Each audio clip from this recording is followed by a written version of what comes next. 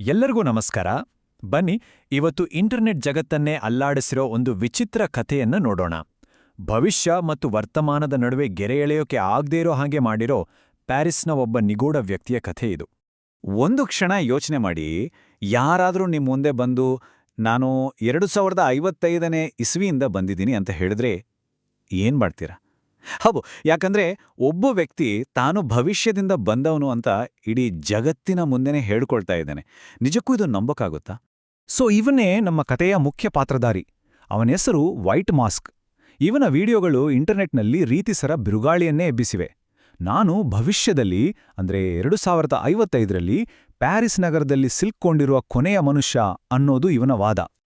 ಹಾಗಾದ್ರೆ ಬನ್ನಿ, ಈ ಕಥೆಯನ್ನ ಸ್ವಲ್ಪ ಆಳವಾಗಿ ನೋಡೋಣ. ಯಾರು ಈ ನಿಗೂಢ ವ್ಯಕ್ತಿ? ಫ್ರಾನ್ಸ್ನಿಂದ ಬಂದಿರೋ ಈತನ ಹಿಂದಿನ ಅಸಲಿ ಕಥೆ ಏನು ಅಂತ ಒಂದೊಂದಾಗಿ ಪರಿಶೀಲಿಸೋಣ. ಸರಿ, ಈ ವೈರಲ್ ಸೆನ್ಸೇಷನ್ ಹಿಂದೆ ಇರೋ ವ್ಯಕ್ತಿ ಬಗ್ಗೆ ನಮಗೆ ಗೊತ್ತಿರೋದು ತುಂಬಾ ಕಡಿಮೆ. ಅವನು ಫ್ರಾನ್ಸ್ನ ಒಬ್ಬ content creator. TikTok, Instagram, YouTube ಎಲ್ಲದರಲ್ಲೂ ಆಕ್ಟಿವ್ ಆಗಿದ್ದಾನೆ. 2024ರ ಮಾರ್ಚ್ ತಿಂಗಳಿಂದ ವಿಡಿಯೋಗಳನ್ನು ಹಾಕ್ತಾ ಇದ್ದು ಅಷ್ಟರಲ್ಲೇ ಮಿಲಿಯನ್ಗಟ್ಲೆ ವ್ಯೂಸ್ ಬಂದಿದೆ. ಆದರೆ ಇವನು ಯಾರು, ಎಲ್ಲಿಂದ ಬಂದ ಅನ್ನೋದು ಮಾತ್ರ ಯಾರಿಗೂ ಗೊತ್ತಿಲ್ಲ. ಓಕೆ, ತಾನು ಭವಿಷ್ಯದಿಂದ ಬಂದವನು ಅಂತ ಹೇಳೋದು ಸುಲಭ, ಆದರೆ ಅದಕ್ಕೆ ಸಾಕ್ಷಿ ಬೇಡವೇ?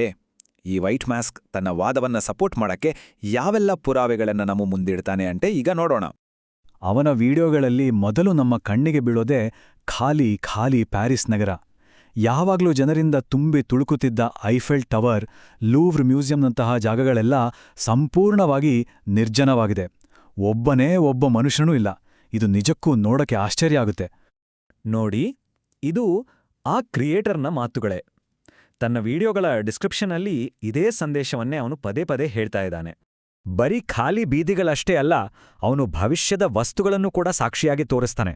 ಉದಾಹರಣೆಗೆ, ಒಂದು ಜ್ಯೂಸ್ ಬಾಟಲ್ ಮೇಲೆ ಮ್ಯಾನುಫ್ಯಾಕ್ಚರಿಂಗ್ ಡೇಟ್ ಏಪ್ರಿಲ್ 2055 ಅಂತ ಪ್ರಿಂಟ್ ಆಗಿದೆ. ಅಷ್ಟೇ ಅಲ್ಲ, ನಾವೆಲ್ಲ ಈಗ ಪ್ಲೇಸ್ಟೇಷನ್ 5 ಅಂತಿದ್ರೆ ಅವನು ಗೇಮಿಂಗ್ ಸ್ಟೋರಲ್ಲಿರೋ ಪ್ಲೇಸ್ಟೇಷನ್ 7 ಅನ್ನ ತೋರಿಸ್ತಾನೆ. ಸರಿ, ಇದೆಲ್ಲ ನೋಡಕ್ಕೆ ತುಂಬಾನೇ ರೋಚಕವಾಗಿ ಅನ್ಸುತ್ತೆ. ಆದ್ರೆ ಇದರ ಹಿಂದಿನ ಅಸಲಿ ಸತ್ಯವಾದ್ರೂ ಏನು? ಇದನ್ನು ನಂಬಕ್ ಸಾಧ್ಯನಾ? ಬನ್ನಿ, ಈಗ ಕಥೆಯ ಇನ್ನೊಂದು ಮಗ್ಗುಲನ್ನ ನೋಡೋಣ.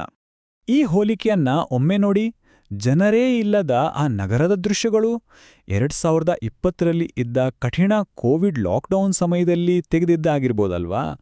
ಇನ್ನು 2055ರ ದಿನಾಂಕ ಇರೋ ಆ ವಸ್ತುಗಳು, ಅವೆಲ್ಲ ವಿಡಿಯೋಗಾಗಿಯೇ ಸ್ಪೆಷಲ್ಲಾಗಿ ಮಾಡಿಸಿರೋ ಪ್ರಾಪ್ಸ್ ಆಗಿರೋ ಸಾಧ್ಯತೆನೇ ಹೆಚ್ಚು.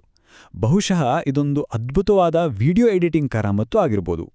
ಇದೆಲ್ಲ ಒಂದು ಕಡೆ ಇರಲಿ, ಇಲ್ಲೊಂದು ತುಂಬಾನೇ ಸರಳವಾದ, ತಾರ್ಕಿಕವಾದ ಪ್ರಶ್ನೆ ಹುಟ್ಕೊಳ್ಳುತ್ತೆ. ಒಂದು ವೇಳೆ ಅವನು ನಿಜವಾಗ್ಲೂ 2055ರಲ್ಲಿ ವಿಡಿಯೋ ಅಪ್ಲೋಡ್ ಮಾಡ್ತಾ ಇದ್ರೆ, ಅದು ನಮಗೆ ಈಗ 2026ರಲ್ಲಿ ಹೇಗೆ ಕಾಣಿಸೋಕ್ ಸಾಧ್ಯ? ಈ ಒಂದು ಪ್ರಶ್ನೆನೇ ಇಡೀ ಕಥೆಯ ಬಗ್ಗೆ ಅನುಮಾನ ಮೂಡಿಸುತ್ತೆ. ಇಂಟ್ರೆಸ್ಟಿಂಗ್ ಅಂದ್ರೆ, ಈ ರೀತಿ ಕಾಲಪ್ರಯಾಣದ ಕಥೆಗಳು ಹೊಸದೇನಲ್ಲ. ಬನ್ನಿ, ನಮ್ಮ ಗಮನವನ್ನ ಸ್ವಲ್ಪ ಬೇರೆ ಕಡೆ ಹರಿಸೋಣ. ಇದೇ ಫ್ರಾನ್ಸ್ನಲ್ಲಿ ನಡೆದಿದ್ದ ಒಂದು ಫೇಮಸ್ ಹಿಸ್ಟಾರಿಕಲ್ ಘಟನೆಯನ್ನ ನೋಡೋಣ. ಈ ಟೈಮ್ಲೈನ್ ಸುಮಾರು 100 ವರ್ಷಗಳ ಹಿಂದೆ ನಡೆದ ಒಂದು ವಿಚಿತ್ರ ಘಟನೆಯನ್ನು ತೋರಿಸುತ್ತೆ. ಇದನ್ನ ಟೈಮ್ ಸ್ಲಿಪ್ ಅಂದ್ರೆ ಕಾಲ ಜಾರುವಿಕೆ ಅಂತ ಕರೀತಾರೆ.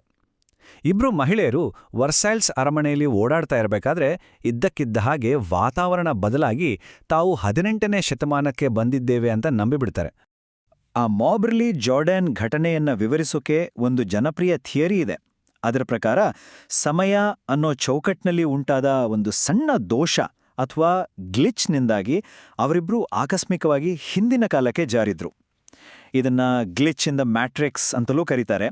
ಅಂದ್ರೆ ಕೆಲವೊಮ್ಮೆ ಸಮಯದ ಹರಿವಿನಲ್ಲಿ ಏನೋ ಏರುಪೇರಾಗಿ ನಾವು ಬೇರೆ ಕಾಲಘಟ್ಟಕ್ಕೆ ತಲುಪಿದ ಹಾಗೆ ಭಾಸವಾಗಬಹುದು. ಆದ್ರೆ ಇದಕ್ಕೆ ವೈಜ್ಞಾನಿಕವಾದ ವಿವರಣೆಯೂ ಇದೆ.